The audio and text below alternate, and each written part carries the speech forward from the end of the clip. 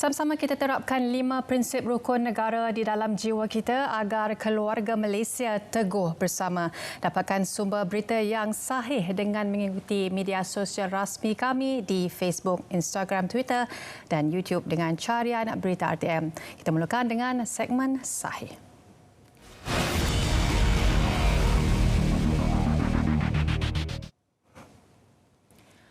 Bursa Malaysia meminta orang ramai agar berhati-hati dengan skema yang menggunakan kepala surat palsu dengan logo Bursa Malaysia atas niat memperdayakan orang awam bagi mendapatkan wang. Untuk makluman, Bursa Malaysia tidak pernah memberi kebenaran mahupun menyokong aktiviti tersebut. Para pelabur dinasihatkan untuk sentiasa menyemak senarai amaran di @Secom.my sebelum membuat sebarang pelaburan. Hubungi Pusat Khidmat Bursa Malaysia di bursatuyu@bursamalaysia.com untuk mengelakkan sebarang keraguan.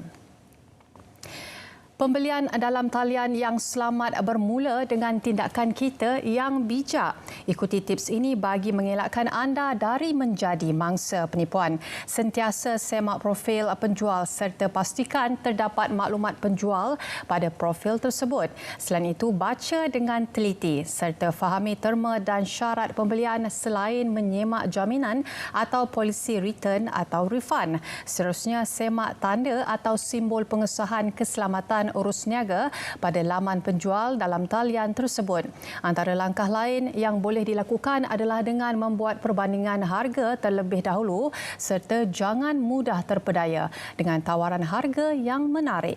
Sentiasa amalkan amalan terbaik dalam melindungi diri kita, harta dan orang yang disayangi. Baik, Kementerian Perdagangan Dalam Negeri dan Hal Ehwal Pengguna KPDN HEP menasihatkan orang ramai agar tidak mudah terpedaya dengan tawaran iklan perkhidmatan pembersihan rumah atau iklan servis orang gaji melalui pautan-pautan di media sosial. Antara modus operandi yang digunakan adalah dengan menarik minat mangsa melalui iklan servis orang gaji atau pembersihan rumah melalui medium berkenaan.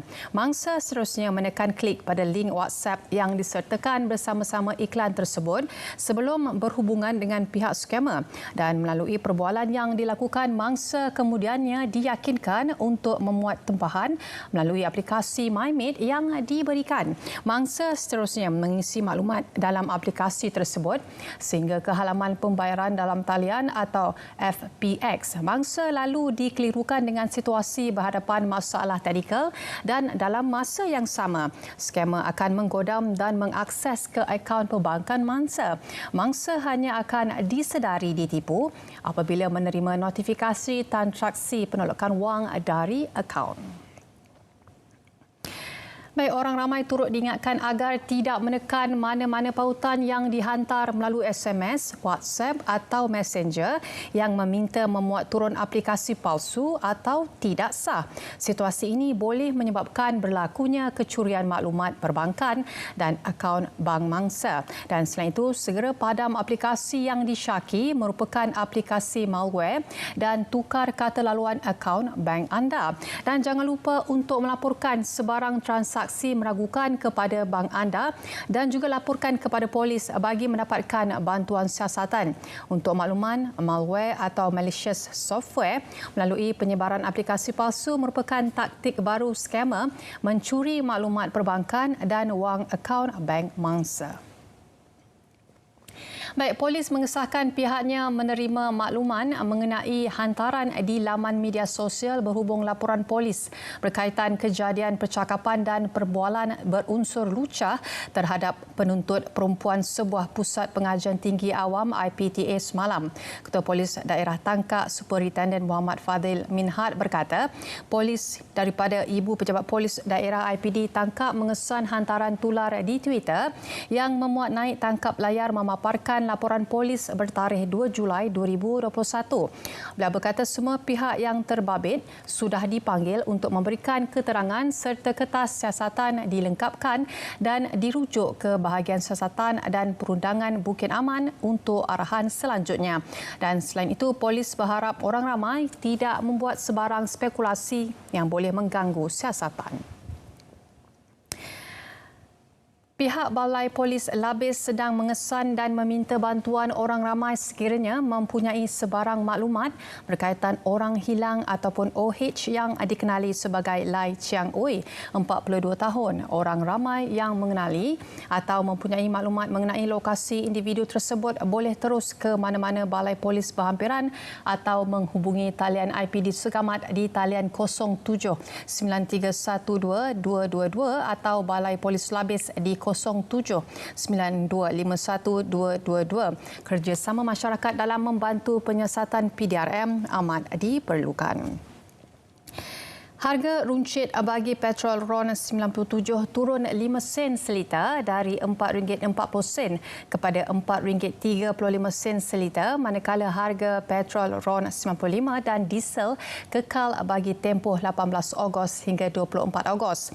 Kementerian Kewangan dalam satu kenyataan memaklumkan bagi melindungi pengguna dari kenaikan harga minyak dunia, RON 95 dan diesel masing-masing kekal pada RM2.05 dan RM2.15 seliter, walaupun harga pasaran sebenar kedua-dua produk meningkat melebihi harga siling semasa. Menurut kenyataan itu, harga baharu tersebut ditetapkan berdasarkan harga runcit mingguan produk petroleum menggunakan formula mekanisme harga automatik ataupun APM. Dan kenyataan itu turut menegaskan kerajaan akan terus memantau kesan perubahan harga minyak mentah dunia dan mengambil langkah bersesuaian bagi memastikan kebajikan dan kesejahteraan rakyat terus terpelihara. Baik, pastikan sahih berehat seketika. Kita kembali lagi selepas ini.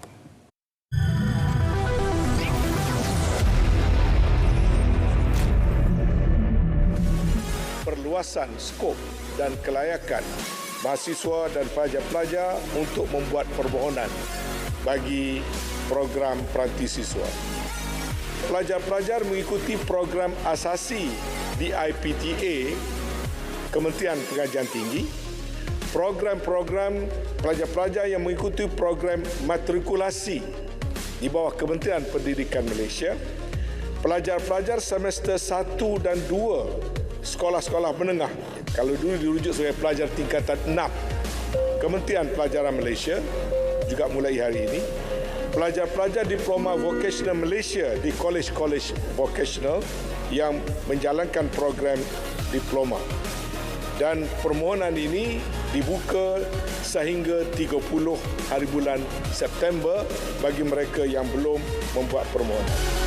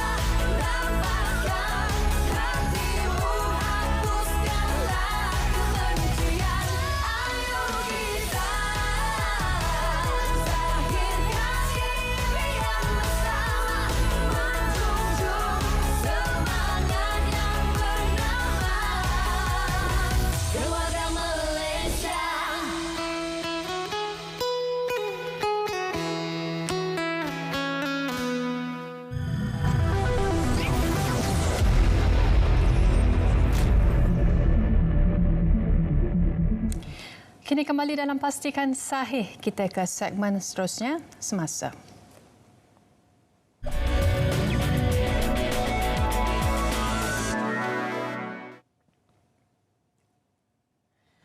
Sultan Perak Sultan Nazrin Muhyiddin Shah berkenan melancarkan logo baharu Institut Pengurusan Malaysia MIM.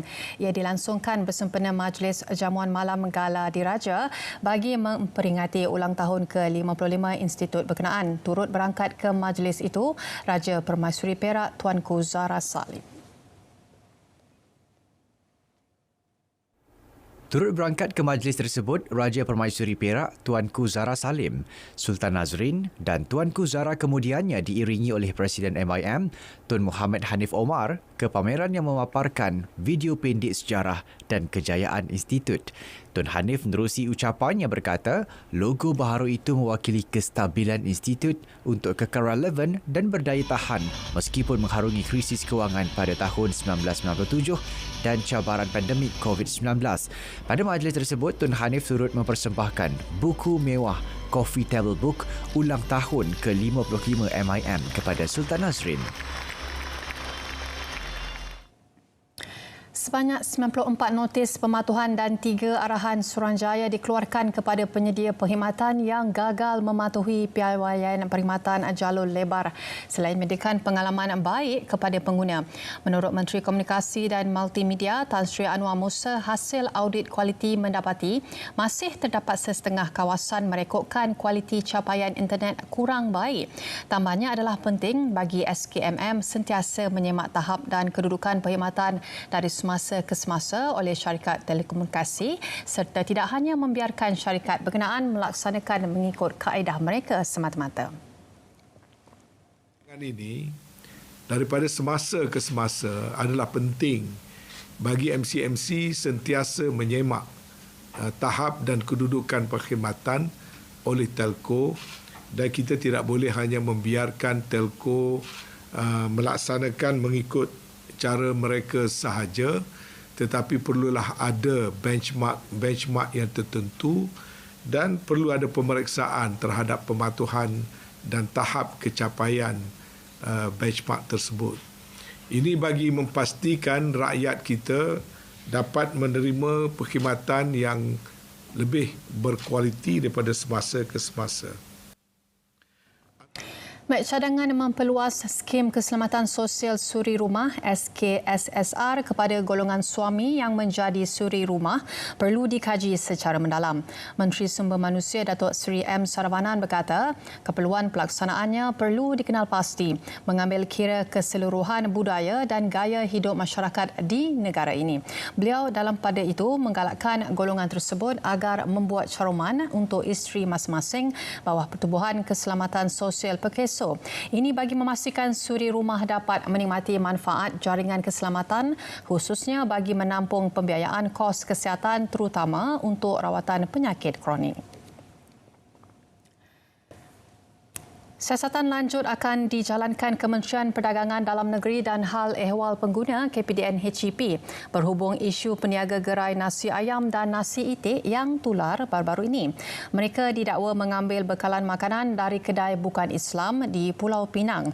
Timbalan Menteri KPDN HEP Datuk Rosol Wahid berkata pihaknya akan mengambil tindakan tegas terhadap peniaga terbabit jika terbukti berlaku sebarang kesalahan di bawah bidang kuasa kementerian. Kita akan mengadakan siasatan yang lebih detail untuk nak melihat apa ataupun berkenaan dengan aduan tersebut.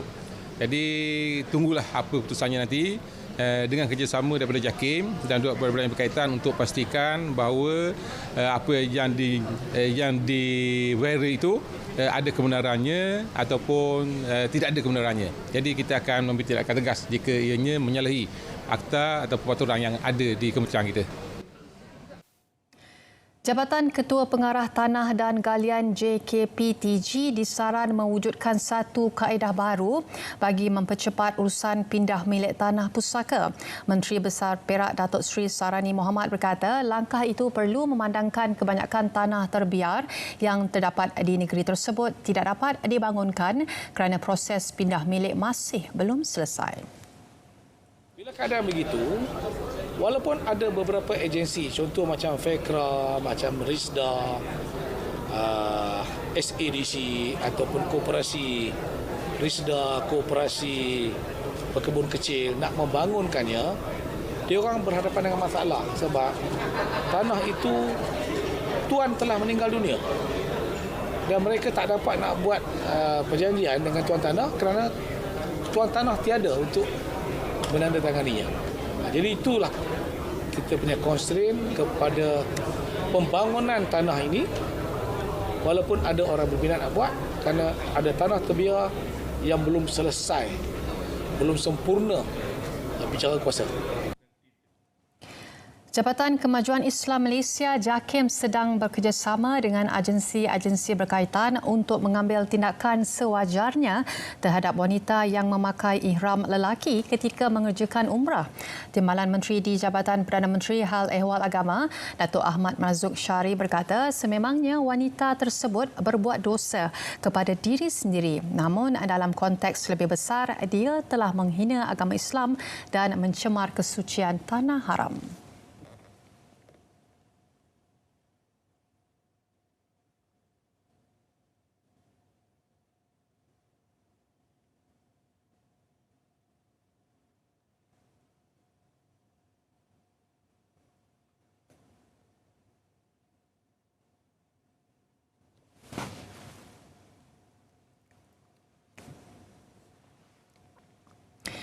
Pencarum Lembaga Tabung Angkatan Tentera LTAT ditawarkan pengeluaran khas Jubli Emas LTAT secara one-off sehingga RM500. Demikian diumumkan oleh Menteri Kanan Pertahanan Datuk Seri Hishamuddin Tun Hussein.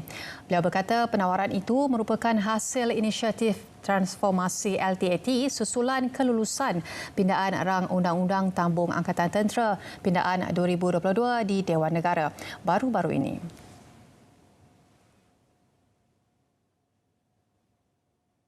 Permohonan pengeluaran khas Jubli Emas ini boleh dibuat melalui aplikasi MyWira mulai 10 Oktober dan akan ditutup 10 Disember 2022. Pembayaran pertama pula akan dilaksanakan bermula 19 hingga 23 Disember 2022. Yayasan LTAT turut menerima RM2 juta daripada 5 syarikat sebagai dana tambahan sempena sambutan Hari Pahlawan. Kementerian Kesihatan Malaysia KKM akan membuka sistem e-placement iaitu e-houseman, e-dentist dan e-pharmacist melalui pertengahan September 2022 bagi membolehkan pegawai membuat pemilihan sendiri penempatan secara dalam talian berikutan tawaran pelantikan secara tetap. Menteri Kesihatan Khairi Jamaluddin berkata pemakluman mengenai tarikh sistem tersebut mula dibuka akan dikemukakan kepada pegawai 1 minggu lebih awal menerusi email. Tambah beliau, tarikh kuat kuasa pegawai melapor diri bertugas ditetapkan pada 17 Oktober 2022. Sementara itu, KKM sedang meneliti serta mempertimbang untuk menyedia laluan kerjaya kepada individu yang tidak berjaya mendapat jawatan tetap sebagai pegawai perubatan. Laluan tersebut khususnya kepada pegawai kontrak yang sedang berkhidmat di KKM. Pertimbangan itu dibuat selepas sesi perbincangan antara KKM dengan Persatuan Kesihatan Malaysia minggu lalu. They stay as contract officers. Tetapi kita cuba pastikan bahawa sekurang-kurangnya mereka dapat insentif yang lebih baik dan mereka juga menerima peluang untuk sambung latihan mereka di peringkat kepakaran dan juga sub kepakaran. Jadi sekurang-kurangnya kalau mereka masih lagi kontrak, mereka boleh layak dan mengambil bahagian dalam latihan kepakaran dan sub kepakaran seperti mana yang saya telah umum sebelum ini. Program berkaitan sejarah kemerdekaan negara perlu diperbanyakkan di sekolah, kata Yang di-Pertua Persatuan Melayu Negeri Perlis Pemanis, Datuk Mak Zain Hamzah. Katanya program seperti pengisian sejarah penting supaya generasi muda tidak lupa dan lebih menghargai pengorbanan pejuang kemerdekaan sekaligus meningkatkan semangat mereka untuk terus menjaga maruah negara. Menurutnya, sumbangan pejuang kemerdekaan amat besar dan perlu dihargai serta disanjung oleh semua lapisan keluarga Malaysia. Katanya lagi, masyarakat mewarisi negara dengan aman dan tidak pernah merasai keperitan hidup yang terpaksa dilalui oleh nenek moyang terdahulu serta menyeru agar rakyat bersama-sama mempertahankan kedaulatan negara supaya tidak tergadai. Dan Get Mara menerima permohonan daripada 7,877 orang terutama dalam kalangan pelajar lepasan sijil pelajaran Malaysia SPM untuk mengikuti pelbagai kursus bagi kemasukan Julai lepas. Ketua Pegawai Eksekutifnya, Datuk Jabar Azman Jaafar berkata, kemasukan pada Januari lepas merekodkan 2,915 orang dan permohonan bagi kemasukan Julai itu sekaligus menunjukkan institusi itu mendapat permintaan tinggi daripada golongan muda bagi mengikuti latihan kemahiran teknikal dan vocational TVET. Jelasnya, Get Mara merupakan institusi latihan kemahiran yang bersifat mesra komuniti dalam memenuhi tanggungjawab sosial bagi memberikan kemahiran menjamin kehidupan. Katanya lagi, Get Mara akan terus bersaing secara agresif dan proaktif dalam usaha melahirkan graduan kompetitif dalam dunia globalisasi. Jabar Azman berkata lepasan Get Mara semakin mendapat permintaan baik dalam galangan majikan dan setakat ini berupaya melahirkan 86% siswazah di pasaran kerjaya. Baik, pastikan sahih berehat seketika. Kita kembali lagi selepas ini.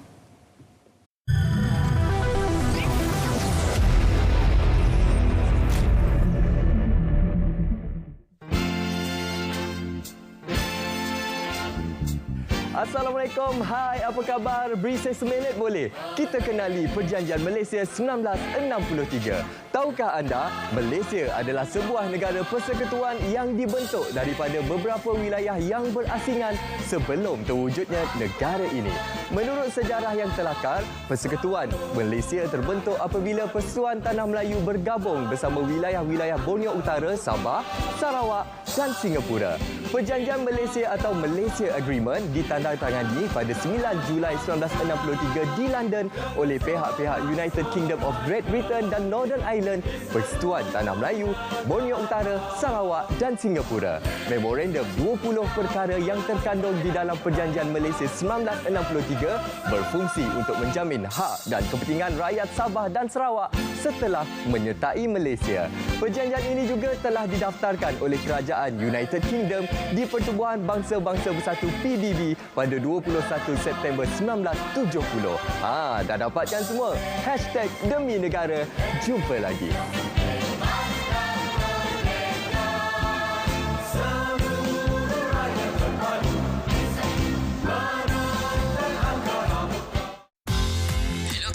Bos, saya nak minta cuti hujung minggu. Jelajah aspirasi keluarga Malaysia Negeri Selangor. Saya kena pergi. Dekat sana ada pameran kementerian, bos. Menarik tu. Boleh tahu program kerajaan. Di jualan usahawan IKS dan jualan keluarga Malaysia, boleh belanja sakan. Serius, bos. Sukan rakyat pun ada. Ada Karnival Kerjaya Jamin Kerja Keluarga Malaysia.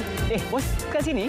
Mestilah. Saya pun tak sabar mahu ke jelajah aspirasi keluarga Malaysia Negeri Selangor. Dari 19 hingga 21 Ogos, 9 pagi hingga 9 malam. Tapak Karnival Pekarangan Stadium Shah Alam.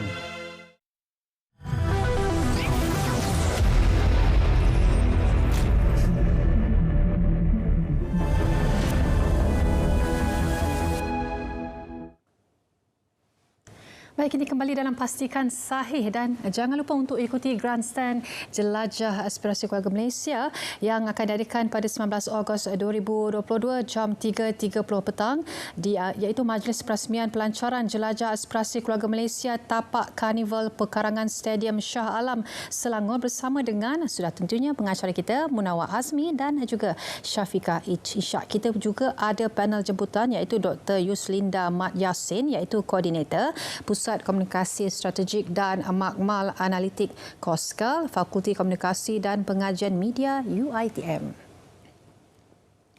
Baik, Forum Perdana Ehwal Islam dengan isu kupasan andai hidayah dapat kubali bersama dengan panel jemputan kita iaitu Ustaz Muhammad Fauzi Mustafa iaitu Ahli Lembaga Pemegang Amanah Yayasan Diraja Sultan Mizan dan juga Datuk Haji Badli Shah Alauddin iaitu Imam Besar Masjid Sultan Ahmad I, Kuantan Pahang dan juga panel terakhir kita Profesor Madya Dr. Muhammad Suki Othman iaitu Pensyarah Universiti Putra Malaysia. Pada malam ini jam 9 hingga 10.30 malam di Dewan Merdeka Kota Putra Square iaitu di Besut, Terengganu. Baik, peranti siswa keluarga Malaysia permohonan fasa 2 kini dibuka mulai 1 Ogos hingga 30 September ini secara dalam talian di perantisiswa.kkmm.gov.my.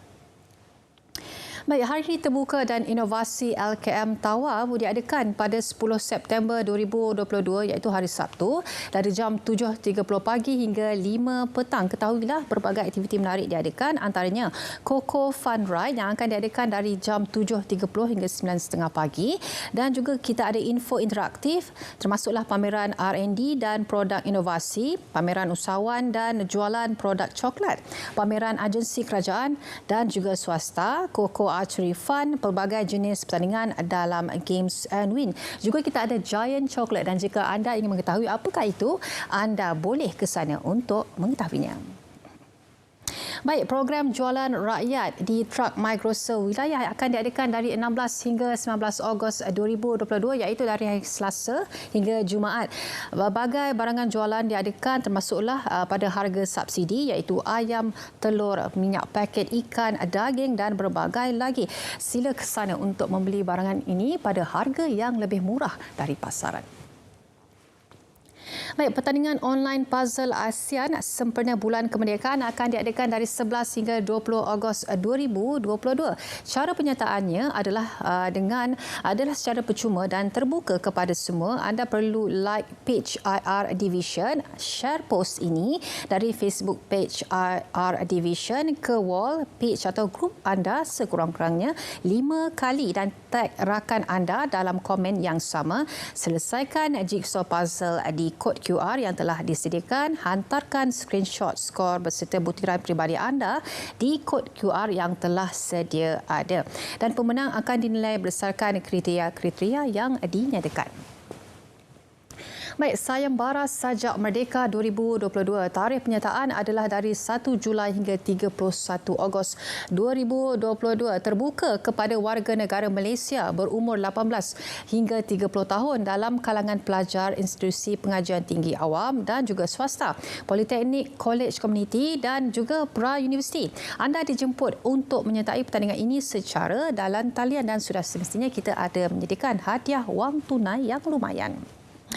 Baik, franchise antarabangsa Malaysia 2022 dari 8 hingga 10 September 2022. Jangan lepaskan peluang, jom jadi usahawan franchise. Dan ini adalah jadual program yang diadakan, antaranya pameran franchise, persidangan antarabangsa, pemadanan perniagaan dan lain-lain. Baik, sekian sahaja daripada saya untuk hari ini. Dipastikan sahih. Bertemu kita kembali pada minggu hadapan pada 3.30 petang. Dengan itu, salam keluarga Malaysia dan semarakkan semangat kemerdekaan anda dengan mengibarkan jalur gemilang. Dengan itu, Assalamualaikum dan jumpa lagi.